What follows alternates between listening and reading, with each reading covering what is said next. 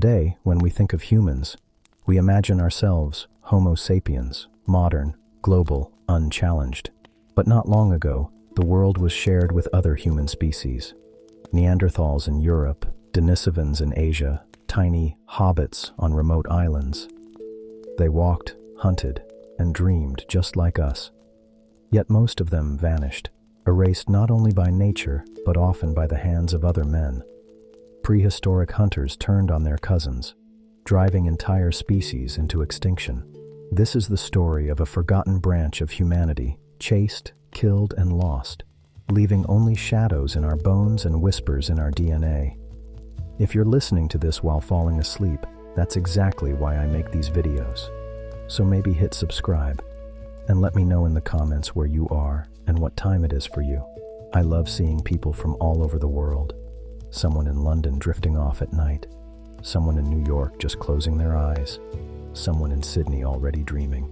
It feels like we're all connected across time zones, through history itself. Imagine the world tens of thousands of years ago. Dense forests stretched endlessly, broken only by vast rivers and the glow of firelight flickering in hidden caves. The night was alive with sounds, animal cries, rushing water, the wind through trees. And in this world, you would not have been alone. Walk into the shadows of that forest, and you might have met eyes looking back at you. Not the eyes of wolves or bears or big cats, but eyes that looked disturbingly familiar. Eyes almost human, but not quite. For most of us, human means us, Homo sapiens, the only species of people left alive today. We see ourselves as unique, the last survivors, the inevitable rulers of this planet. But that belief is a modern illusion. For most of history, we were not alone. The world was once crowded with other kinds of humans, different, strange, now forgotten. Some were small, others powerful, some ghostly, known only from fragments of bone.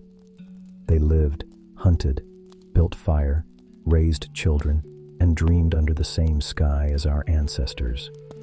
They were not animals, they were people, and they are gone. Let's begin with the most haunting of them all, the Denisovans. For centuries, no one knew they even existed. Hidden deep in the mountains of Siberia, in a cold cave where wind still howls through stone passages, a few scraps of bone and teeth revealed their ghostly presence. Imagine a people robust and strong, broader than us, their jaws heavier, their skulls thicker. Their faces, if we could see them, might have looked familiar, like distant cousins with something unsettling in their gaze. They spread across Asia, from icy mountains to tropical forests, but today they are shadows. You and I cannot see them, but a part of them still lives inside us, a whisper in our DNA, a ghost carried forward in every heartbeat. Then, travel far from those mountains to a tiny island in Indonesia, and you meet another forgotten family, Homo floresiensis, the hobbits. Picture them, barely more than a meter tall, their heads small, their features both childlike and eerie. They walked upright, carried stone tools, lit fires. Yet to see them standing next to a modern human would have been jarring, like meeting a child with the weary eyes of an adult or a puppet suddenly brought to life. On the island of Flores, they thrived for thousands of years. Trapped by oceans, they hunted small elephants, battled giant storks, and survived in a world cut off from the rest of humanity. And then, they vanished. But imagine stumbling across them in the dense jungles of Flores, hearing their voices echo through the trees. Would you recognize them as kin, or recoil in fear? And they were not alone. On another island, Luzon in the Philippines, another forgotten species lived and died, Homo luzonensis. Even smaller, even stranger, their bones tell us of a people who were both like us and completely alien. Their teeth and hands carry features from deep time, like relics of a much older branch of humanity. And yet they were here, alive just tens of thousands of years ago, when our own ancestors were already spreading across the globe. Imagine climbing into a dark cave on Luzon and finding a fire still smoldering, a group of tiny figures staring back at you. Would you see them as family? Or as something uncanny, best left in the dark? For us today, these names, Denisovans, Floresiensis, Luzonensis, are cold words buried in textbooks and museum cases. But they were not words, they were people. They loved, they feared, they bled. They looked into the night sky and saw the same stars our ancestors saw. And for a time, they shared the world with us. They were not myths or monsters. They were humans. Just not quite the kind of humans we are. Think of what that means. You wake up in a cave. Your fire has burned low. Outside, the forest hums.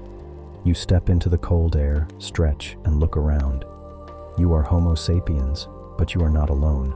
Somewhere, not far away, another family of humans is waking too. They are smaller, stranger, moving through the forest with tools in their hands. You do not understand their language, their gestures, their rituals, but they are there, close enough that one day you will meet, perhaps trade, perhaps fight, perhaps something worse. This was the world as it truly was, a crowded stage of many human species, each surviving in their corner of the earth, sometimes touching, sometimes colliding. For millions of years, humanity was not one. Humanity was many, different bodies, different faces, different ways of living, some fragile, some strong, and yet all human. But the tragedy of these forgotten people is not only that they disappeared, it is that they were erased, swallowed by time, until only a few bones in caves and whispers in our blood remind us they ever walked this earth. They were not the victors. They did not become us. They were hunted, starved, pushed aside. Some fell to changing climates, others to rising seas, but some fell to us, to humans who looked almost exactly like you and me. Their memory lingers, but only faintly. When we picture the past, we see mammoths, saber-toothed cats, towering beasts. Rarely do we imagine other humans looking back at us across the fire. Yet that is the true story, and it is far more unsettling, because to imagine them is to imagine a world where the boundary between us and them was blurred, fragile, almost meaningless, where to be human was not unique, but shared across species that looked just enough like us to disturb our sense of self. They are forgotten today because forgetting is easier than remembering that once we were not alone. And as we step deeper into this story, one thought will not let go. What happened when these humans met us? When they stood face to face with our ancestors, looked into their eyes, and realized the world was not theirs to keep. The forest grows darker, the caves grow colder, and the forgotten ones wait in the shadows, their faces half familiar, half strange, watching, hunted, erased, step closer. The firelight flickers across a face that is not quite human. At first, it seems familiar. The outline of a nose, the curve of lips, the shadow of eyes. But then you notice the differences. The skull is heavier, the jaw stronger, the teeth larger. The proportions of the body are strange, too short, too long, too stocky, too frail. These are the forgotten humans, and their bodies carry the marks of another path through evolution, one that ended not in survival, but in silence. Take the Denisovans. Imagine them standing before you, taller and broader than most of us today. Their bones suggest immense strength, hands built for power, chests wide, skulls thick. They were built for endurance, for survival in harsh climates, perhaps in mountains where the air is thin and the cold bites to the bone. Look into their faces, and you might see echoes of Neanderthals. Deep eyes, strong brows, a presence that feels solid and immovable, yet something about them would unsettle you, as if you were staring at a relative who looks too different, too distant, a cousin whose features mirror your own in distorted form. Human, but not your kind of human. Now, shrink that image down. Picture Homo floresiensis. Barely over a meter tall, their skulls small, their brains no larger than those of chimpanzees. Their limbs were short, their feet long, their bodies childlike. And yet, this was no child. Imagine one standing in front of you in the dark forest, carrying a crude stone blade, eyes glinting in the firelight.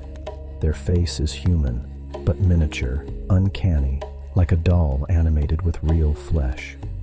The proportions are wrong, the head too small, the body too delicate, and yet the intelligence in their gaze is unmistakable.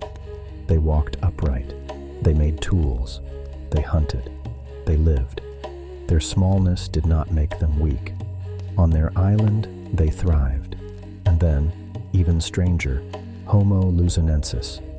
On the island of Luzon in the Philippines, these beings carried echoes of ancient ancestors. Their teeth were oddly shaped, their hands and feet curved in ways that seemed primitive, as if they had stepped out of a much older time. Imagine shaking such a hand, long fingers bent strangely, nails dirt-stained from climbing trees and tearing bark. Their bodies were small, their movements quick, perhaps more agile than ours. And yet behind those differences, still human, still close enough to unsettle us. This is what makes them uncanny. To meet them would not have been like meeting an animal. It would not have been like meeting a wolf or a bear or even a chimpanzee. It would have been like meeting someone who looked like you, but twisted, shifted, made alien in ways you cannot ignore. They were not entirely other, they were us, and not us. That is the fear. That is the fascination. Think of their eyes. The Denisovan's deep, shadowed gaze, heavy-browed, serious. The Floresiensis' eyes too large for their small faces, gleaming like a child's, but carrying the weight of survival. The Luzonensis with their bright stare, sharp and quick, darting like birds in the forest canopy. Eyes are the most human thing of all, the place where we recognize one another. To look into those eyes and see humanity, but not your humanity, would be disturbing. It would trigger something ancient, a shiver in the spine, a question you cannot answer. What am I looking at? A person? A stranger? A monster? Even their movements would have unsettled you. The Denisovans moving with power, their heavy limbs steady, deliberate, almost too strong. The Floresiensis darting like shadows through the underbrush. Small bodies weaving between trees, fast and silent. The Luzonensis climbing with ease, crouching in ways that felt both human and animal. Watching them, you would feel unease. Their postures, their gestures, their laughter, yes, perhaps they laughed, would remind you of yourself, but just enough to feel wrong. And yet, within those differences lay familiarity. They shaped stone, they kindled fire, they carried meat on their shoulders after a hunt. They touched, they embraced, they grieved their dead. Imagine a Floresiensis mother cradling her child, humming softly in the darkness of a cave.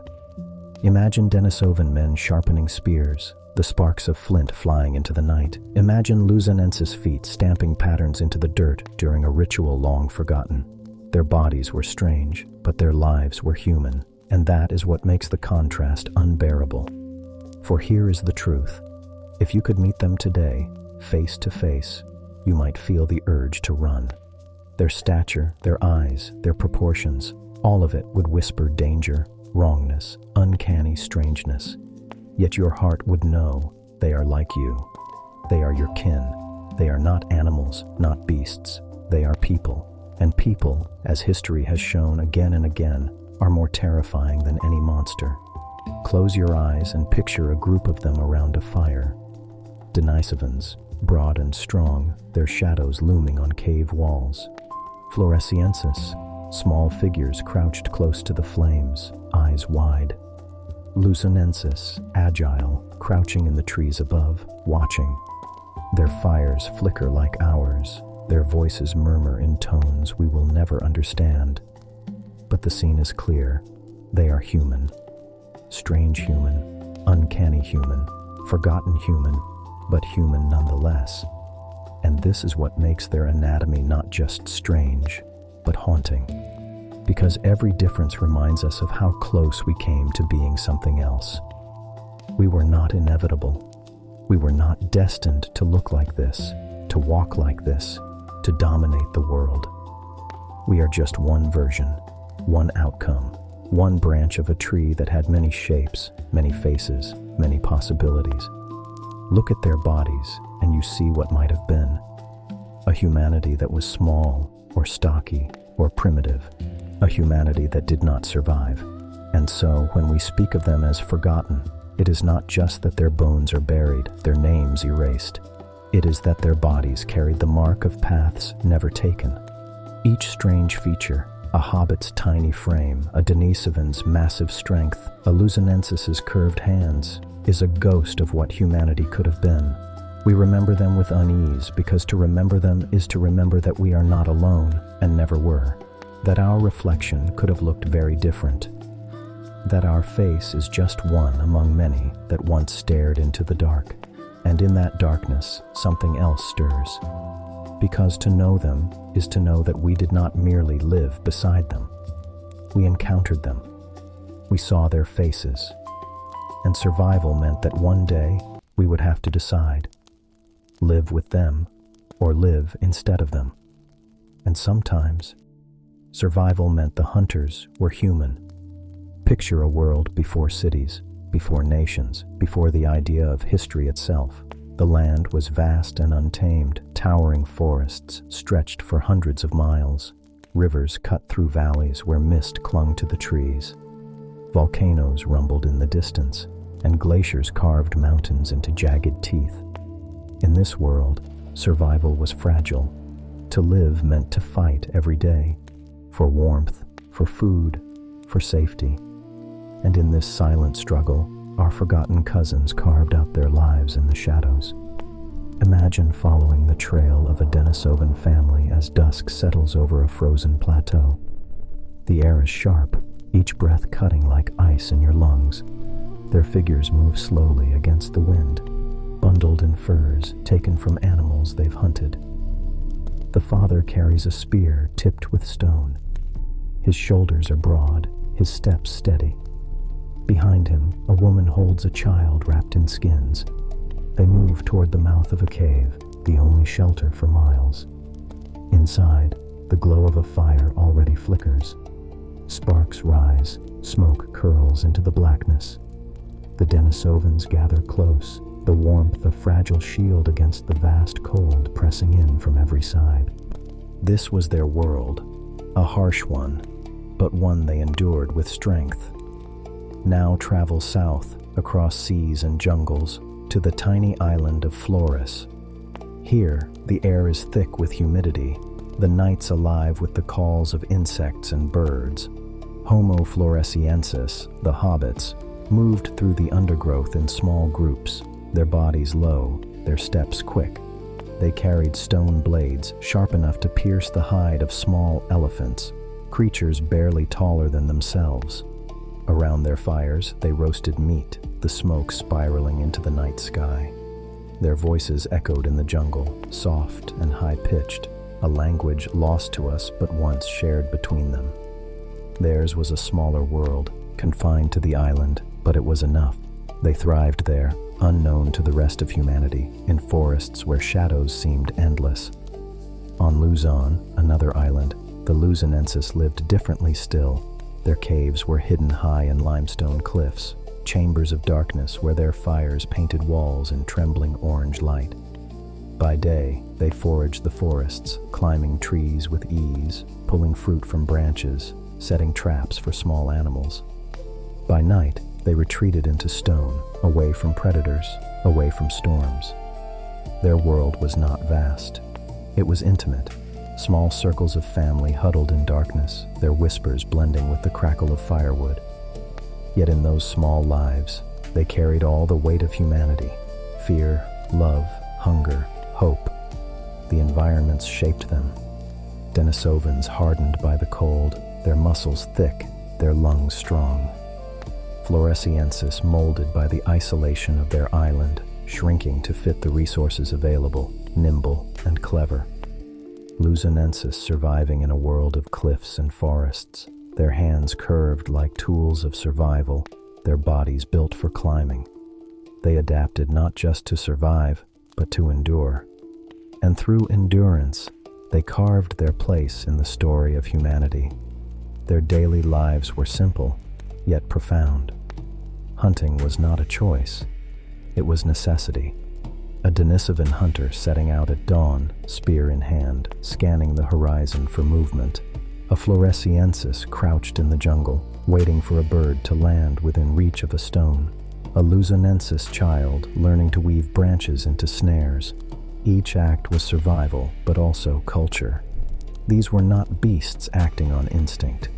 They were people teaching and learning, passing knowledge from one generation to the next.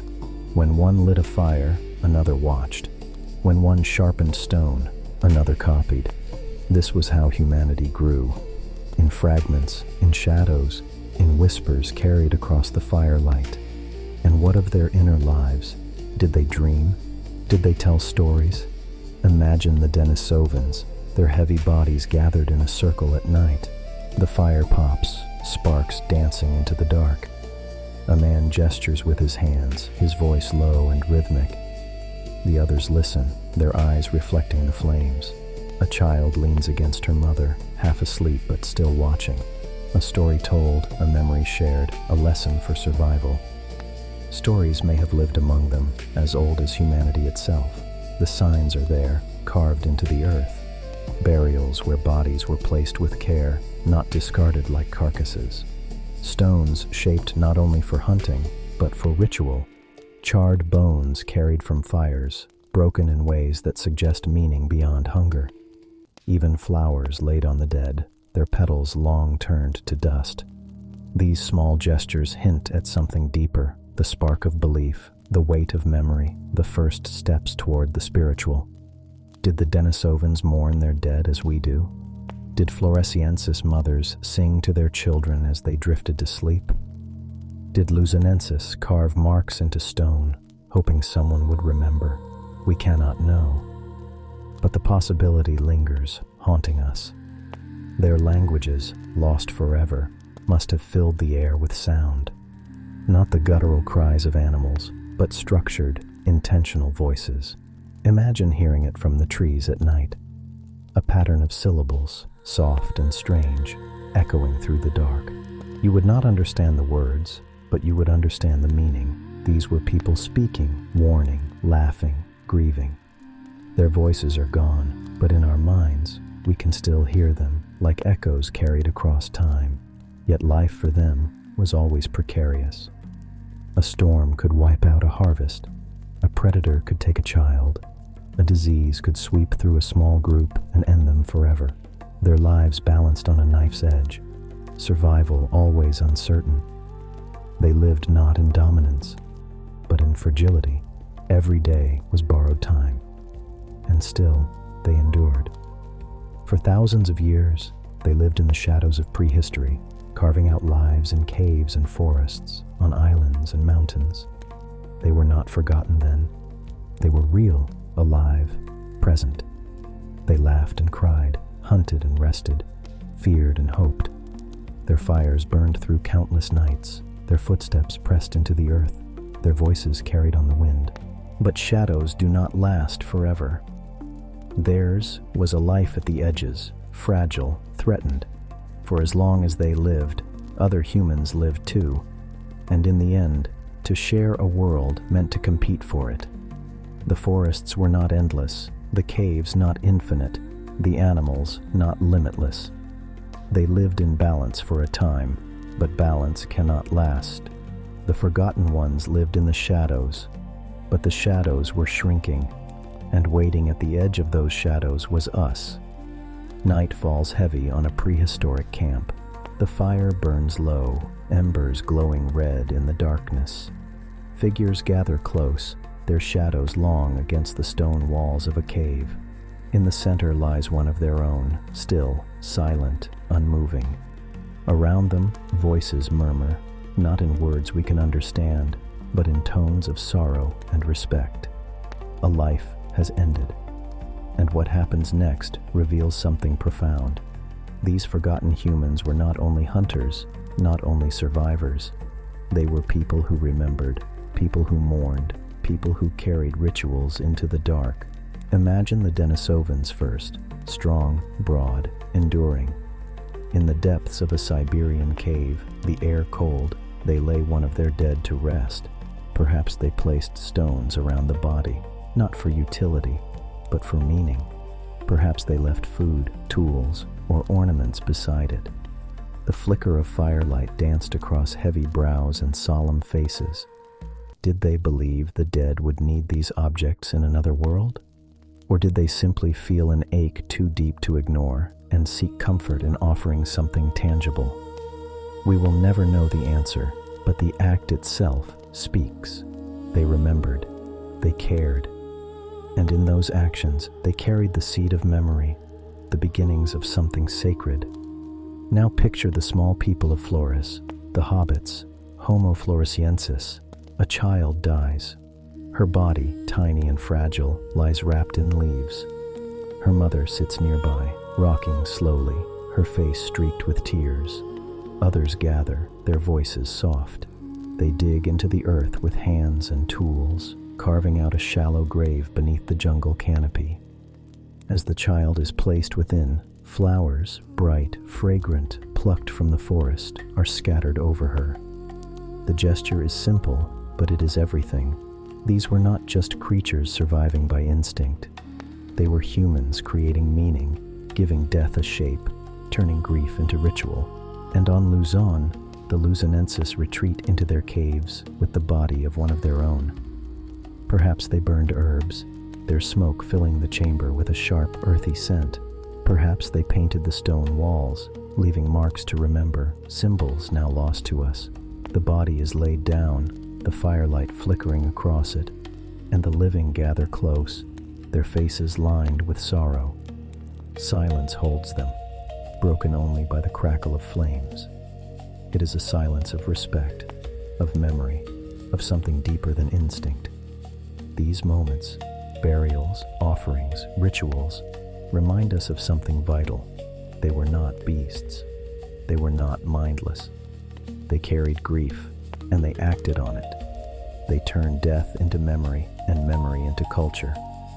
That is the line between animal and human, between survival and meaning.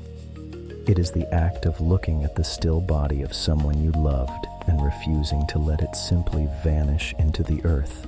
But death was not the only ritual. Life itself was full of meaning. Around their fires, they may have told stories, not in our words, but in their own gestures and sounds, shaping memory into narrative. A hunt retold, a danger warned, a myth born from fear of the dark.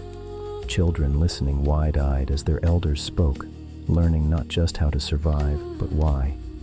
Stories are rituals too, threads binding people across generations. The forgotten humans may have had myths, gods, ancestors they revered. Their stories are gone, but the need to tell them, the universal human urge, was surely there. And perhaps they sang. Voices rising into the night, echoing against cave walls, carrying rhythm and melody. Not for survival, but for connection. Imagine a Denisovan child falling asleep to the hum of her mother's voice, the tune carried from heart to heart. Imagine Floresiensis men chanting together before a hunt, their voices building strength. Imagine Luzonensis families clapping, stamping, moving in patterns, a ritual dance beneath the flicker of firelight.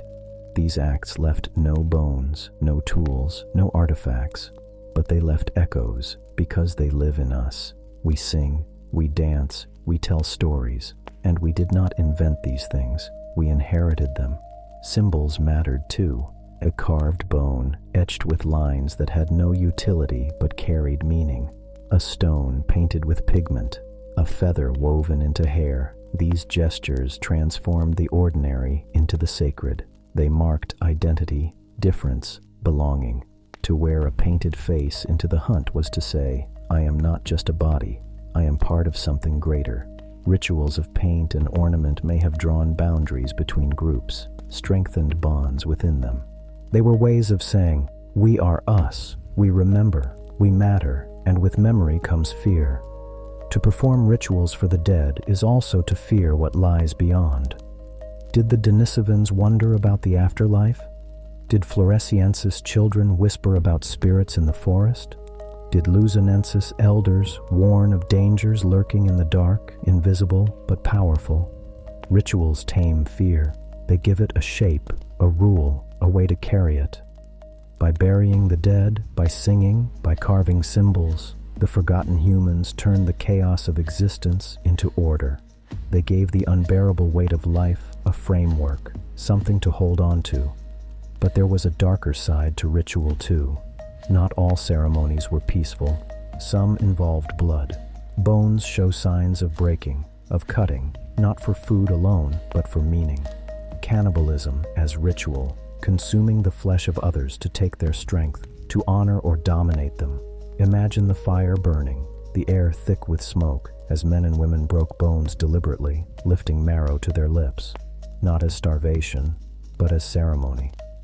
A brutal, haunting act, but still human. Because ritual, whether beautiful or terrible, is what makes us more than animals. It is what makes us human. And so, in their caves, in their forests, on their islands, the forgotten humans built worlds of meaning. Small worlds, fragile worlds, but worlds filled with ritual and memory. Worlds where death was honored, life was celebrated, stories were told, and fear was transformed. These rituals are gone. Their songs are silent. Their dances are erased. Their graves lie empty. Their flowers turn to dust. But we know enough to sense their presence, to feel the weight of what they left behind. And perhaps, in our own rituals today, funerals, songs, stories, we echo them. Perhaps every candle we light, every story we tell, every flower laid on a grave is not just ours, but theirs too. Their memory lives, not only in bones and DNA, but in the acts we still carry, unknowingly, from them. Because memory is fragile, ritual is fragile, but they are the only things that survive the void of time. And in their rituals, the forgotten humans told us something across thousands of years. We were here. We lived. We mattered. The fires fade, the songs end, the graves sink into earth. But in the silence that follows, their whispers remain. The forest is quiet, too quiet. The air is heavy with the smell of damp earth, the calls of birds suddenly stilled. A hunter crouches low, his spear ready, eyes scanning the shadows. But what he sees moving between the trees is not a deer, not a boar, not any beast he knows. It is a figure, upright, two-legged, moving with intent. Human, but not his kind of human. The moment of encounter has arrived. One human species meets another, and the silence of the forest becomes charged with fear, tension, and a recognition neither side can truly understand. For thousands of years, Homo sapiens lived alongside these forgotten humans. The Denisovans, the Floresiensis, the Luzonensis. They were not myths to our ancestors. They were neighbors, rivals, strangers. Imagine stumbling upon a camp in the wild, fire flickering, voices murmuring, strange faces illuminated by the glow. Would you approach? Would you flee? Or would you raise your weapon? Encounters were inevitable, and when they happened, they changed everything. Picture a clearing at the edge of a river. A group of Homo sapiens women are gathering plants, their children playing nearby. Suddenly, they hear rustling. Emerging from the trees, a band of Denisovans appears, broad, towering, their eyes fixed on the strangers. For a moment, both groups freeze. Time hangs suspended. The children stop laughing, the air thick with dread. The Denisovans grip their spears tightly. The sapiens women clutch their children, backing away. No words are exchanged, no shared language bridges the gulf. Only eyes meet eyes, and in them a storm of questions. Are you friend? Are you foe? Are you human at all? On islands like Flores or Luzon, encounters may have been even more haunting. Imagine a group of sapiens hunters crossing dense jungle, They hear voices ahead, high-pitched, strange, not animal sounds, but something else. They creep closer, part the foliage, and there they see them, tiny figures around a fire, their faces eerily childlike but filled with intelligence. Homo floresiensis, the hobbits. The hunters freeze, unsettled by the uncanny sight. These beings are small, fragile-looking, but undeniably human. Their laughter carries through the night, their gestures familiar yet alien. The sapiens exchange uneasy glances. In that moment, awe mingles with fear. What happened next in such encounters? Sometimes, perhaps, nothing. A look, a retreat, the forest reclaiming silence. But survival was never simple. Every river, every cave, every herd of animals was a resource, and resources meant conflict.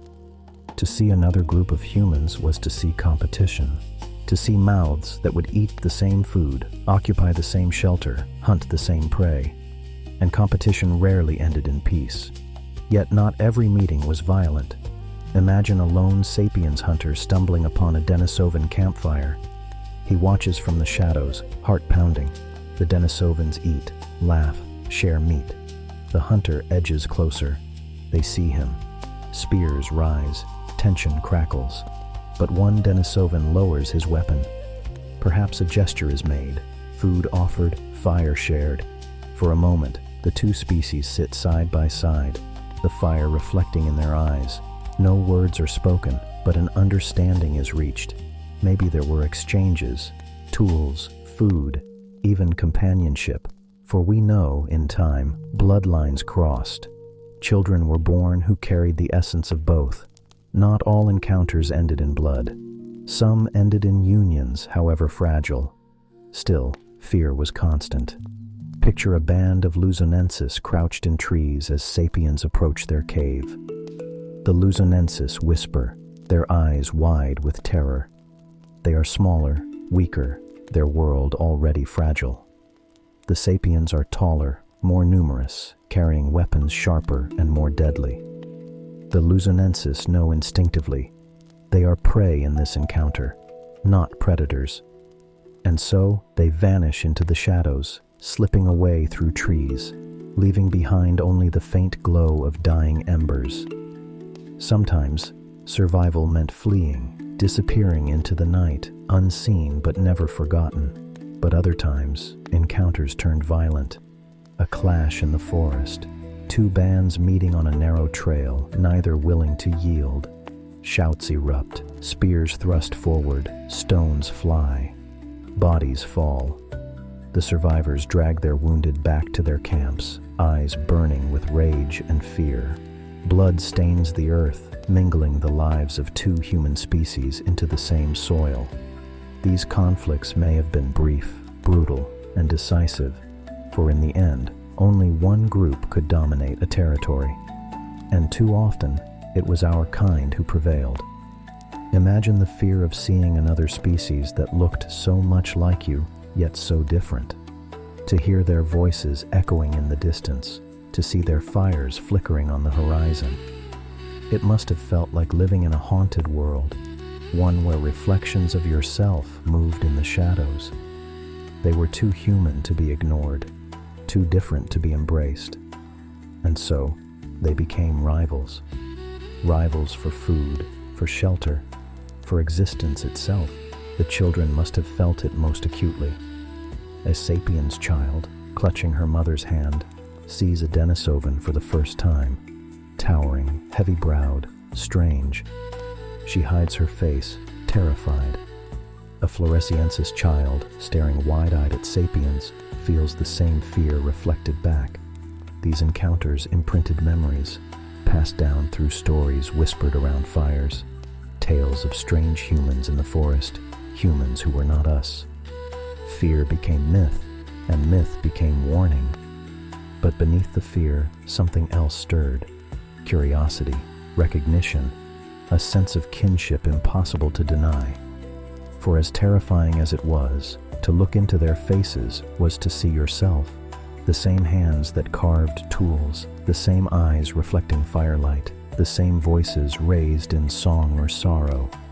It was as if the world held up a mirror, showing us what we were and what we could have been. And perhaps that was the most unsettling truth of all, for these encounters were not just meetings in the wild. They were the first steps toward a destiny that would see one species rise and all others fall. The forests, the caves, the rivers could not belong to everyone. And so, each encounter carried a weight, a decision, a conflict, a question that hung heavy in the air. Who survives? Who disappears? Who will be remembered? And who will be forgotten? The wild was not endless. The earth was not infinite. And as sapiens spread, the shadows grew thin. The forgotten humans retreated deeper into their forests, higher into their caves, farther into their islands, but the encounters never ceased. Each one was a reminder. Survival meant struggle, and struggle meant sacrifice. And sometimes, the sacrifice was them. So picture it again. The forest silent, the air tense. A hunter steps into a clearing. Another figure emerges, strange but familiar. Eyes meet, hands tighten on spears. The firelight flickers between them, and in that moment, the fate of two species balances on a knife's edge. This was the world our ancestors walked into, a world where to survive was to face the haunting reality of other humans. Not beasts, not monsters, humans. Forgotten, hunted, erased. The firelight dies low, and the forest grows quiet.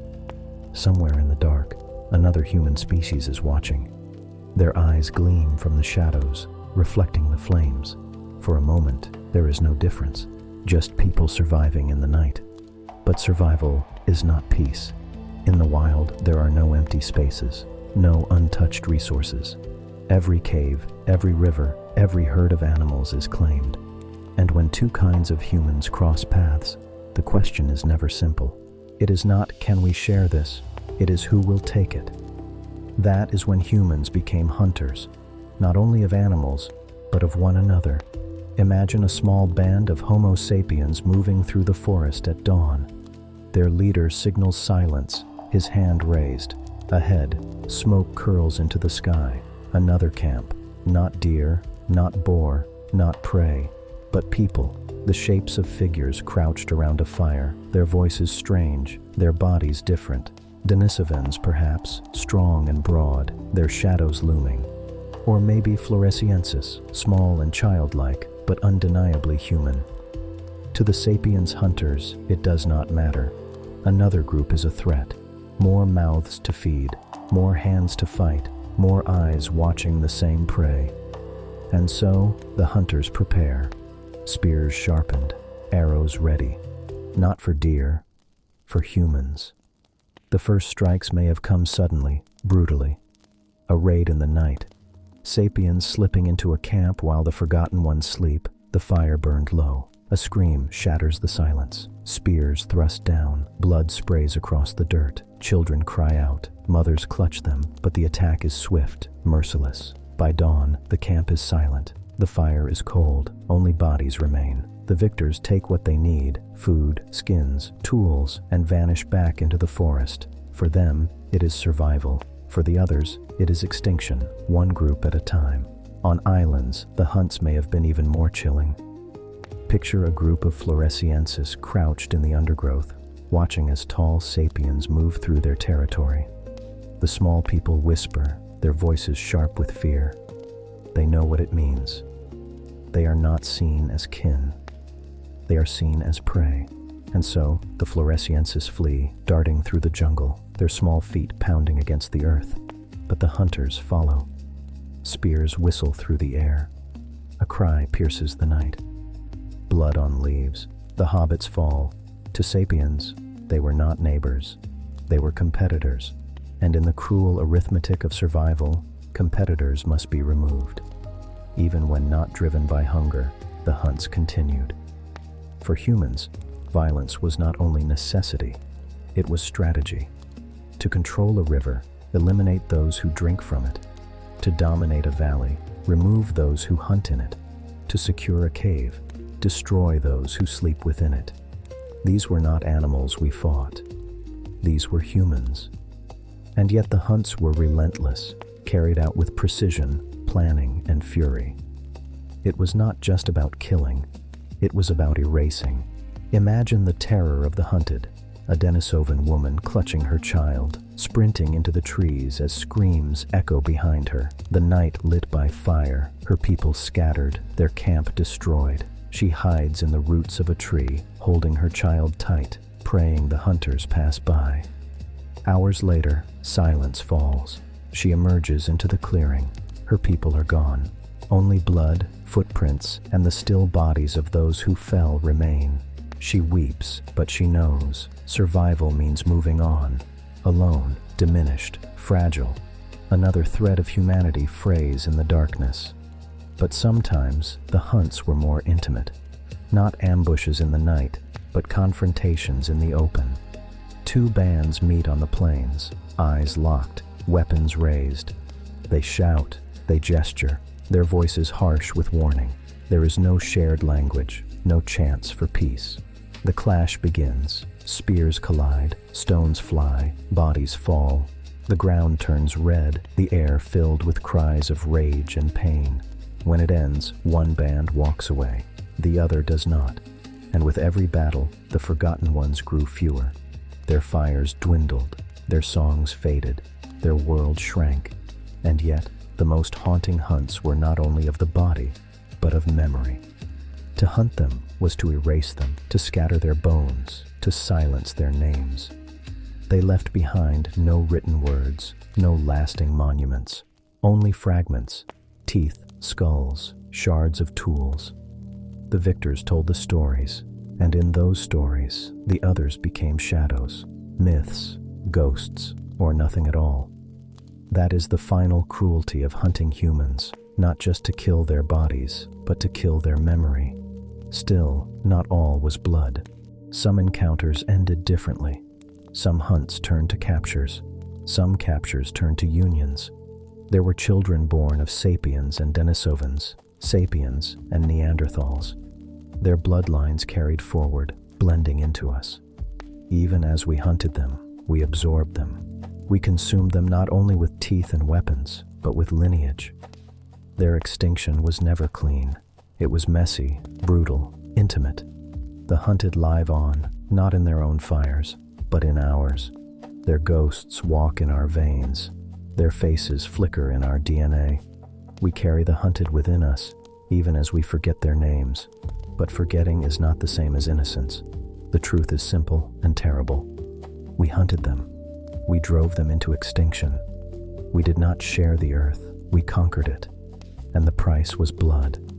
To be human meant not only to survive, but to dominate, to destroy those too close to ignore, too different to accept. That is the legacy of the forgotten ones. They were not lost to time. They were taken by us. Picture the scene one last time. A fire burns in the night. Around it, a small group huddles together, the last of their kind. Their eyes dart nervously into the trees. They know they are being watched. The hunters are near. Spears glint in the darkness. Footsteps draw closer. The forgotten ones cling to each other, their hearts pounding, their breaths shallow. Then, a cry. The hunters rush in. The fire scatters. The night fills with screams. And just like that, another piece of humanity vanishes into the shadows, never to return. This was not the story of animals. It was the story of people. People who laughed, who sang, who mourned, who loved. People who lived in caves and forests, on islands and mountains. People who might have been us, but were not. And when the hunters came, they fell. Not because they were weak, not because they were less, but because survival in a world of humans is never fair. It is brutal, merciless, final. And so the forgotten ones remind us of something we would rather not face. That our dominance was bought with their extinction, that our survival was their death, that in the shadows of prehistory, when humans became hunters, the prey was not always beasts. Sometimes the prey was human. The night fire crackles, its glow dancing on faces tense with hunger. The forest is silent, no game to be found, no animals stirring. Stomachs twist, children whimper, eyes dart nervously toward the shadows. Hunger gnaws at the bones, an enemy more merciless than any predator. And then someone looks down at the body lying in the dirt. A body not of a deer, not of a boar, but of a human. Different, strange, but human all the same. A decision is made. The knife is raised. The bones crack. Flesh is consumed. This is the moment where desperation crosses into brutality, where survival feeds on humanity itself. Cannibalism. The word chills us, even today. It speaks of horror, of taboos broken, of lines crossed. But in the world of the forgotten humans, it was not rare. It was reality. Evidence lies etched into the bones they left behind. Skulls split open, marrow sucked dry, teeth marks pressed deep into human remains. These were not accidents. They were acts of consumption, deliberate and undeniable. In the shadows of prehistory, humans became predators of their own kind. And in those acts, the line between man and monster blurred forever. Picture a band of Denisovans in their cold mountain cave. The storm outside rages, snow piling high, winds howling. No animals roam in such weather, no plants can be gathered. The fire sputters, the people huddle close, their bodies trembling with hunger. One of their own lies dead, not from violence but from sickness, from cold. The body grows cold, the eyes already closed. A choice hangs in the air. Leave the body untouched, risk the death of the group, or feed and live. Slowly, the decision forms. Knives strike bone, marrow spills, lips tremble, but mouths open. In the silence that follows, the group eats. Shame burns, but survival demands its price. This is not cruelty, it is necessity. But sometimes, it was more than survival. Imagine Floresiensis hunters returning from a battle with sapiens intruders. They drag a body with them, strange and tall, unlike their own kind. Around the fire, the small people gather, staring with both fear and fascination. They chant, their voices rising, their movements rhythmic. The body is not discarded, it is offered. Flesh is cooked, bones cracked, organs shared. This is not desperation, this is ritual. The act is not just to feed, but to consume the essence of an enemy, to dominate, to absorb, to take power.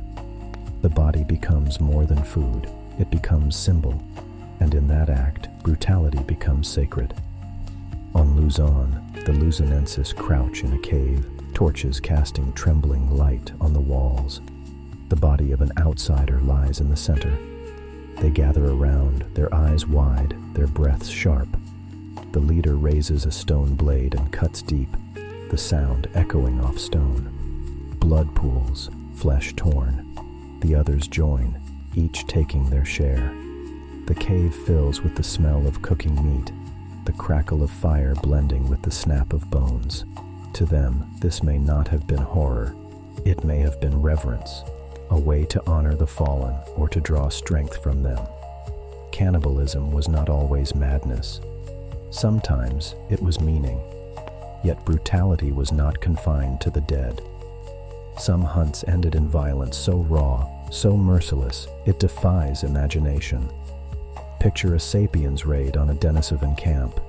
The attackers strike fast, cutting down men, seizing women, capturing children.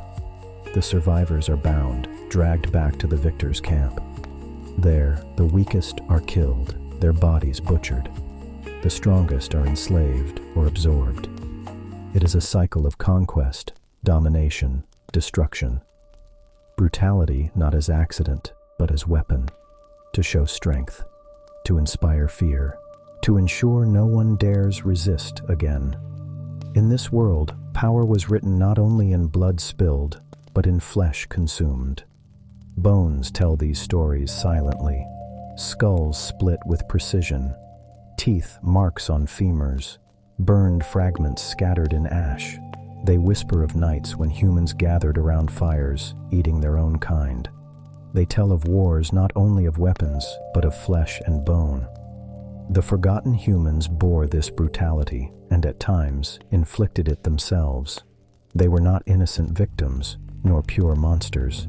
They were people capable of love and cruelty, tenderness and horror, just as we are. And perhaps the most haunting thought is this: when they looked at us, did they see the same brutality in our eyes? Did they know we were hunters of their kind, predators of their flesh? Did they fear us not only for our weapons, but for the hunger that drove us to see them as food, as trophies, as sacrifices? The terror must have been unbearable. To see another human and know, they may kill me, not for land, not for tools, but to consume me. But cannibalism was not only violence, it was also memory. In some groups, eating the flesh of the dead may have been an act of love, a way to keep the lost alive within the living. To consume was to remember, to carry forward. Imagine a mother mourning her child, eating a fragment of his body in tears, believing his spirit would live within her. Imagine warriors consuming the flesh of fallen comrades, binding their souls together forever. Horrific, yes, but deeply human. For meaning can be carved even from brutality. We shudder at the thought, but perhaps that is why it matters. To confront this truth is to confront the darkness in ourselves. For the forgotten humans were not beasts apart. They were people, their cannibalism, their brutality, their violence. It was not alien, it was human, and we carry that same potential.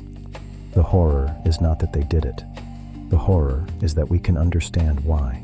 Hunger, fear, ritual, power, these forces still move us. The line between survival and brutality has always been thin, and so in the caves, in the forests, by the fires, the forgotten humans lived with a reality we would rather forget. They were hunted, yes, but they also hunted each other. They consumed, they destroyed, they brutalized. Their world was not only fragile and fleeting, it was cruel. And in that cruelty, they reveal something timeless, that humanity is not only compassion, but savagery, not only love, but fear, not only creation, but destruction. The fires burn lower, the bones crack under stone blades, the smell of flesh fills the air, children turn away, mothers weep, men chew in silence.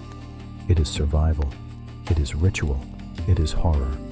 And when morning comes, only ashes remain, the bodies gone, the memory hidden in whispers. Another night in the shadows of prehistory, another act of brutality that would echo through time. Cannibalism and brutality were not exceptions. They were part of the human story. And the forgotten ones remind us of that. They show us that to be human has always meant walking the line between tenderness and terror, between firelight and darkness, between survival and savagery. And as we move deeper into their story, one truth becomes clear. They did not vanish by chance. They vanished in blood, in conflict, in brutality, and sometimes in the silence that followed. The taste of their extinction lingered on human tongues. The world was changing. Forests that once seemed endless began to thin. Rivers that once fed many grew shallow. The skies shifted, climates hardened, and the earth itself pushed life into narrower corners. For the forgotten humans, survival became exile. With every passing generation, they were driven farther, into the margins, into the shadows, into their last strongholds. And in those places, isolated caves, hidden valleys, distant islands, the final chapters of their story were written. Imagine the Denisovans first. For thousands of years, they ranged across Asia, from icy steppes to deep forests. But as Homo sapiens spread, the spaces where Denisovans thrived began to shrink. Camps once filled with laughter grew quiet. Hunters returned empty-handed more often. Each winter seemed colder, each summer harsher. The mountains, their refuge, became their prison. High in the Altai ranges, Denisovans clung to life in caves, the fires within flickering against walls blackened with smoke. Their world was reduced to stone chambers, echoing with whispers, heavy with the smell of ash. Outside, the wind howled, but inside, life hung by a thread. A few families, a few children, their songs faint, their future fragile. They had once roamed across continents. Now they were ghosts in caves, their territory measured not in miles, but in steps from the firelight. Far to the south, on Flores, the hobbits of Homo floresiensis faced their own last stand. Once, their island world had been enough. They hunted small elephants, caught birds, gathered fruit. But as climates shifted, seas rose, and the island grew harsher. Then came sapiens, tall, strong, strangers whose shadows stretched across the forests. The floresiensis retreated deeper into the jungle, into the darkest caves. Their fires grew fewer, their voices quieter. Picture them huddled in a cavern, their small bodies crouched together, listening to the distant sounds of larger humans moving through the forest. They dared not leave. Their world shrank to the boundaries of stone walls, their survival measured by the scraps they could gather in silence. Once proud hunters, they became prey. Their island, once a paradise, became a trap, and in time, the fires went out. On Luzon, the Luzonensis held on in hidden caves carved high in limestone cliffs. These caves were their last refuge, places hard to reach, places of safety. But safety is never forever. Their groups were small, their numbers fragile. A single disease, a single famine, a single raid could erase them entirely. Imagine their last nights, torches flickering, children asleep, elders whispering of old hunts, old songs. Outside, storms raged. Inside, their lives dwindled. One by one, generation by generation, they slipped away. Their caves became tombs, their voices swallowed by stone. What remains today are fragments, teeth, bones, echoes of a people who once laughed in the firelight, but are now remembered only as shadows. This was the fate of the forgotten humans: retreat, isolation, decline. Every step they took backward was a step closer to oblivion. They did not fall in great battles. They did not vanish in single moments. They faded, slowly, painfully, like candles burning out one by one. Each stronghold became smaller, each family more fragile, until only a handful remained. And when the end came, it was not a roar. It was silence. But imagine being among the last. Imagine being a Denisovan child, running through the dark halls of a cave, your laughter echoing against the stone, while your parents sit by a fire, their eyes heavy with fear. They know you are among the last of your kind. They know the world outside does not belong to you anymore. They cannot tell you, but the weight of extinction hangs heavy in their silence. You grow, you hunt, you live, but always within the shrinking walls of survival. And then, one day there is no one left. The fire dies, the cave grows cold, and a people vanish. Or imagine being one of the last hobbits, small, fragile, hiding deep in Flores. You step into the jungle at dawn, the mist clinging to your skin. You listen for the cries of birds, the rustle of prey. But what you hear instead are the distant voices of sapiens, louder, stronger, alien. You freeze, your heart pounding. You return to your cave, whispering to your family. The fire burns low, the fear higher. You know you cannot fight. You know you cannot flee. The island is too small. The hunters are too many. And so your world ends not in battle, but in suffocation. Nowhere to go, nowhere to hide, only silence remains. The last strongholds were not only physical places, they were also the final refuges of culture, of memory, of humanity itself. In those caves and forests, the forgotten humans told their last stories, sang their last songs, buried their last dead. Each ritual was a farewell, each fire a flickering light against the endless night of extinction. Their last strongholds were places of sorrow, where every act carried the weight of finality. To eat, to sleep, to dream, each was the last of its kind, never to be repeated once the fire went out. And yet, their endings were not only tragic, they were also hauntingly beautiful. To imagine them is to imagine resilience carried to its limit. These were not people who surrendered easily. They fought, they endured, they adapted as long as they could. They lived in the harshest places, the smallest corners, the darkest caves. They held on for thousands of years against odds we can barely comprehend. Their last strongholds are proof of their strength, their will, their humanity. They remind us that extinction is not weakness.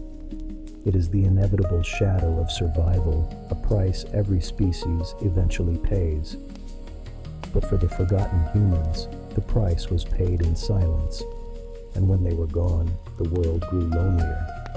The firelight no longer revealed strange faces beside us. The forests no longer echoed with voices not our own. The last strongholds became ruins, their stones holding memories we can no longer hear. We stand here now, the only humans left, but the cost of that solitude was the lives of all the others. They retreated, they hid, they clung to existence, but in the end, their strongholds could not protect them forever. Picture it, a cave, silent, the fire long dead, the walls blackened with soot. The ground is littered with bones, small and fragile. The air is cold, still, eternal. This was once a refuge. This was once a home. Now it is a tomb. The forgotten humans are gone. Their last strongholds are empty, but their absence speaks louder than their presence ever did. They were here, they lived, they fought, and in the end, they fell. The last strongholds remind us of a terrible truth. Extinction does not always come with violence or spectacle. Sometimes it comes quietly, in dwindling numbers, in whispers fading into silence. Sometimes it comes in caves where the last fire burns low, in jungles where the last voice dies away. That is how the forgotten humans vanished. Not with a scream, but with silence. Not in battle, but in exile. And as we look back into those shadows, one question burns. Did they know? Did the last of them understand they were the end? Did they feel the weight of their kind pressing down on them, a burden too heavy to bear? Or did they simply live, one day at a time, never knowing that when they died, an entire species would die with them? Their last strongholds are gone, but their story lingers. It lingers in our blood, in our memory, in the silence of caves where their bones still lie. And it lingers in the truth we cannot escape. They were hunted, they were cornered, they were erased, and in the end, their last strongholds could not save them. The caves have grown silent. The last fires are cold. The last voices hushed. The forgotten humans are gone, extinct, erased, their bodies reduced to bones and dust. And yet, they are not entirely gone. They linger, not in camps or caves, not in jungles or mountains, but in us. Their legacy is hidden beneath our skin, buried deep in the spirals of our DNA, ghosts that whisper through our blood, ghosts that remind us they are still here, they live within us. Imagine for a moment that your body is a library. Every cell carries books filled with instructions, the story of who you are, written in code. But some of those books are older than Homo sapiens. Some belong to other humans, Denisovans, Neanderthals, forgotten cousins who vanished long ago. Their words are written into your story, their fingerprints pressed into your very being. You carry them, even if you do not know their names. The Denisovans, for example, are gone from the earth, their bones rare and silent.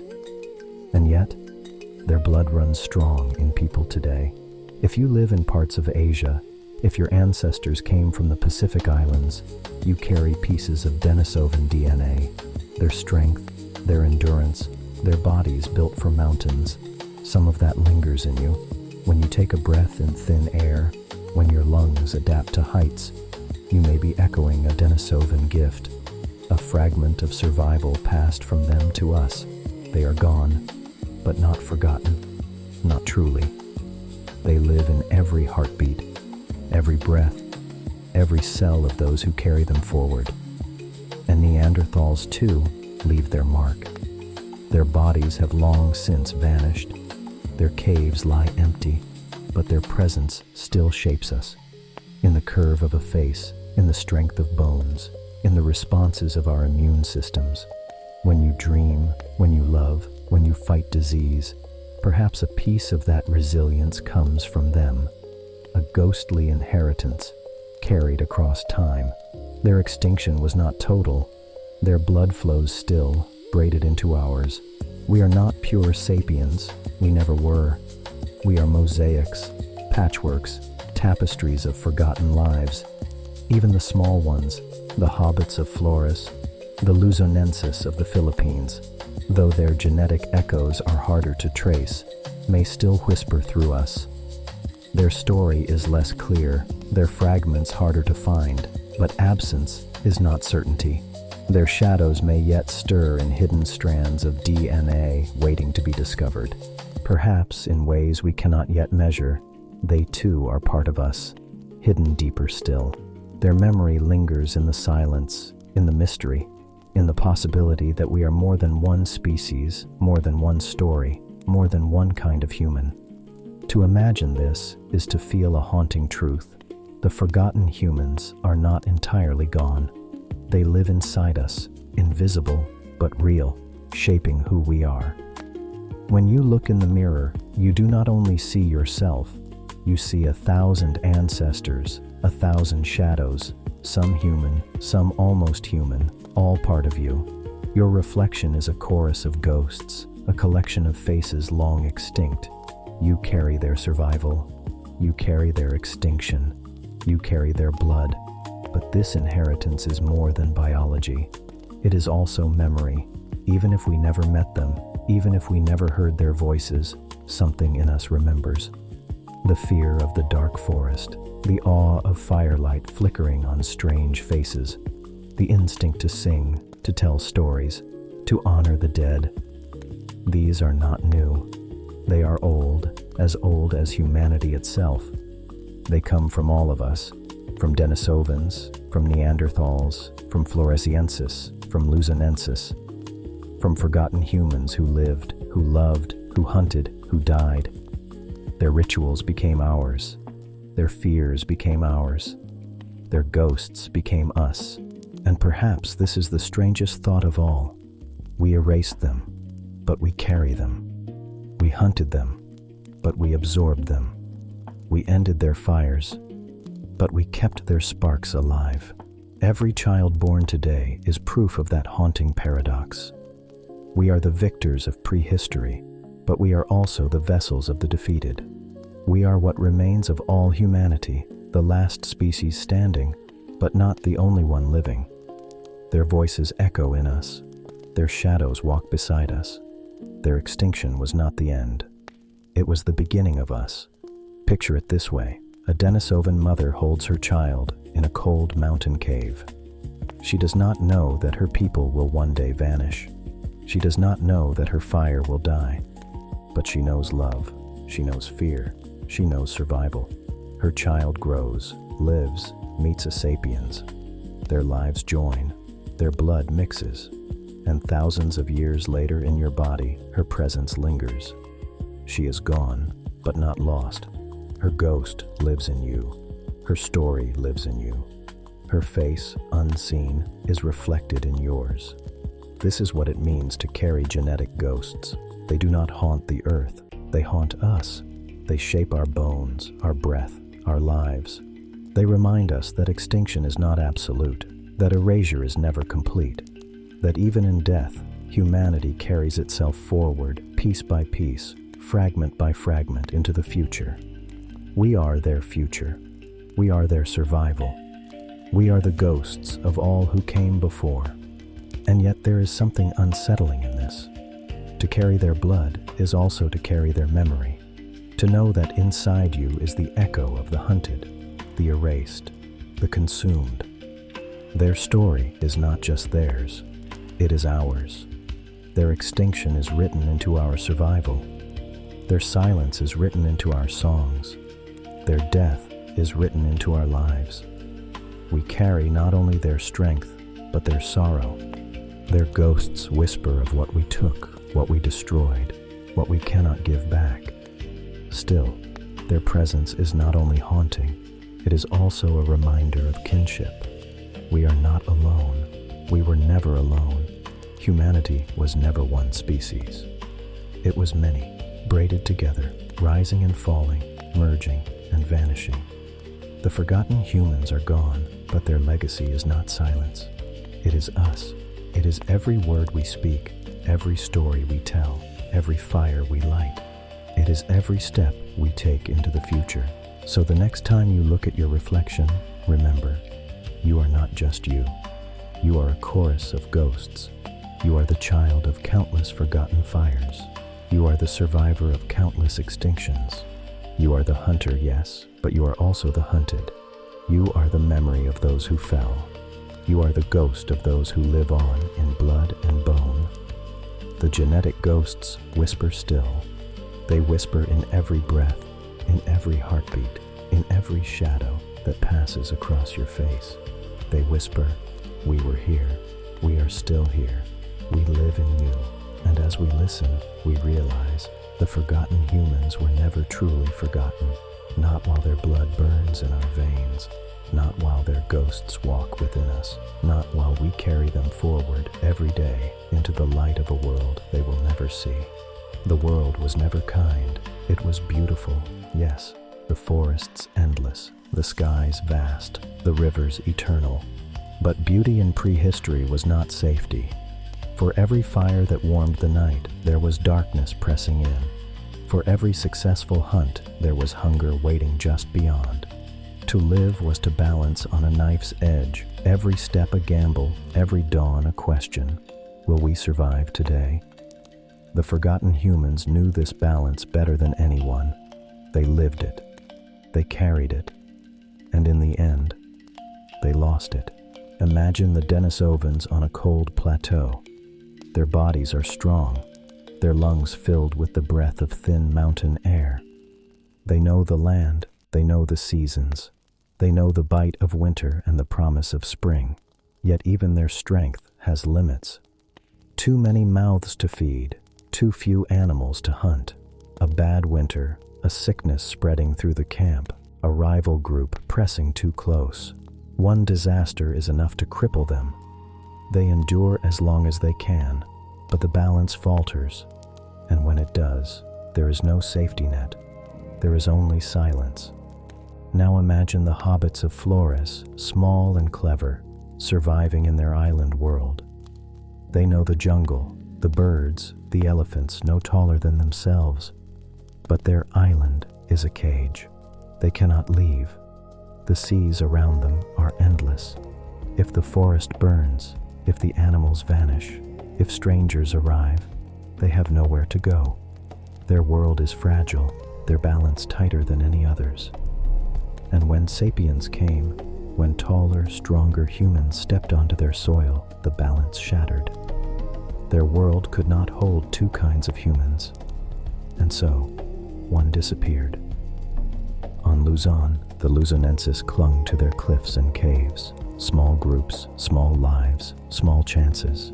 Every day they walked the edge of survival. A single broken leg, a single lost child, a single storm could end them. They endured as long as they could, whispering their songs into stone, lighting fires in the dark. But small numbers cannot hold forever. One by one, they faded. The fragile balance tipped. And when it tipped, there was no return. This is the truth of their lives. They were never secure. They were never dominant. They lived always in shadows, always in corners, always at the mercy of the earth and of us. They were not destined for extinction. They fought against it with every breath, but extinction waits for no one. It waits for balance to falter, and when it does, it takes everything. But the most haunting part is this. Sometimes it was not the earth that tipped the balance. Sometimes it was us, Homo sapiens. We were not the largest, not the strongest, not the fiercest, but we were relentless. We spread farther, adapted faster, organized better. We carried fire into new lands, weapons into new battles, hunger into new forests, and wherever we went, the others vanished. Not always instantly, not always violently, but always, eventually. Our presence was enough. To share the earth with us was to lose it. To stand against us was to fall. The fragile balance could not hold against sapiens. And so, one by one, the fires of the forgotten humans went out. Think of it, the last Denisovan fire flickering in a cave, the last Floresiensis child crying in the night, the last Lusonensis song echoing off stone. Each extinction was not a single death, but a slow unraveling. Families dwindled, groups fractured, hope faded. The balance slipped, and once it was gone, nothing could restore it. The world that had once been shared grew empty, its many voices silenced until only one remained, ours. And so, we became the last human species, the victors, the survivors, the inheritors of the earth. But our victory came with a cost. The forgotten humans are gone. Their fires are cold. Their songs are silent. Their faces exist only in fragments, in bones, in whispers in our blood. We live because they do not. We stand because they fell. Their fragile balance was broken so ours could endure. Yet even in their extinction, they leave us with a lesson. That humanity was never one. That being human was never simple. That survival is not a guarantee. We are not inevitable. We are not untouchable. We are not immortal. We are fragile too, just as they were. The balance that destroyed them could one day destroy us. Hunger, disease, climate, violence. The forces that ended them still surround us. The knife's edge is still beneath our feet. We walk it still, even if we pretend we do not. Their story is not only theirs, it is ours. For we are not separate from them. We are built from them. Their blood flows in us. Their memory lingers in us.